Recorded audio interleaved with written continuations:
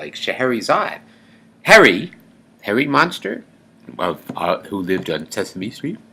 Can you tell me how to get to Sesame Street? How to get to Sesame Street? How to get to Sesame Street? Shaherryzade was one of the women who was chosen. The girl, really. I mean, she's a virgin. That's very important. Very important. She was one of the virgins that got picked by this somewhat demented emperor. I mean, demented is like a little PC version. I mean, a euphemism or something. Ow! Something like that. My hand is hurting me when I move it quickly. It's not a big deal. Don't worry. Don't worry about it. You don't have to send me dead flowers every morning or send it by the. You don't have to send it by the U.S. mail. You don't have to send me dead flowers every evening. And I'm not worried about whether I'm going to forget or not to forget to put roses on your grave. Anyway, so she's one of the virgins who gets picked to spend the night. To be so lucky to spend the night with the emperor. He probably wasn't the most fit guy and probably didn't give a shit about his breath or anything. He was probably not a very pleasant guy and then the thing is, not only do you get the honor of being deflowered by this wonderful guy, but you get to get put to death in the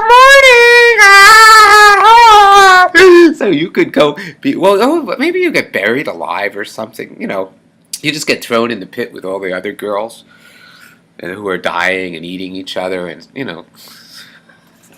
You don't even want to know about the fate that awaited Shaherryzade from Sesame Street if he had become the actual Shaherryzade. So the point being here is that the Shaherryzade was an incredible storyteller, and she had a story for everything. She always did from the time she could talk, you know. And her parents were they helped, because they helped her, they went along with it. Whatever she came up with, they wouldn't say, "No, dearie, it's not like that." They would just go, "Oh, really? And then what happened after that?" "Well, do you... Wait, I think I know what happened. Do you think it was this or that?" And let the kid decide which it is or whatever. I mean, that's how storytelling families, you know, became very powerful and influential because they learned something that most people don't learn. How to talk. To anyone who finds an interesting story, well, interesting.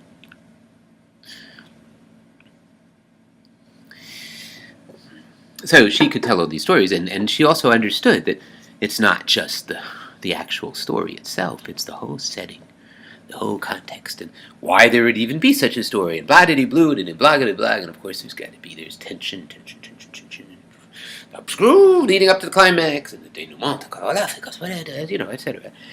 And so she pulled out all the stops because she figured, I'd have a lot of stories if I could keep this guy going for a while.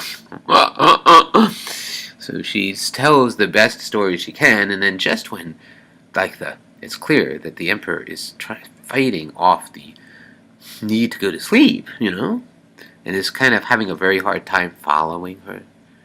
She goes, and, ooh! But there was something. Oh, you know what?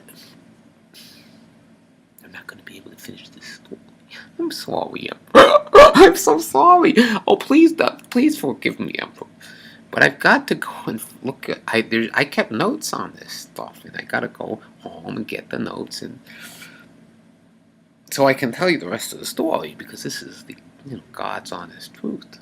In addition to being very entertaining, you know. And the emperor, who's by this time going, I just want to go to sleep. I don't want to miss the end of the story. So he says, okay, but you're going to come back, right? Because I got to hear the rest of the story. And she said, of course, I'll come back tomorrow night. And then she did that for 1,001 nights. And finally, the frickin' emperor, it took him a fucking 1,000 nights before he came to the realization, and that, shit, what the hell would I put this fucker to, Why would I even use a word like that? She's the most entertaining thing that's ever happened to me. Why in the world would I put her to sleep? Dead. Sleep. Isn't that a little somewhat a silly way of saying it? I mean, I have them dumped into a hole, you know? No, I'm kidding about getting them. No, we do it humanely. Lethal injection, you know.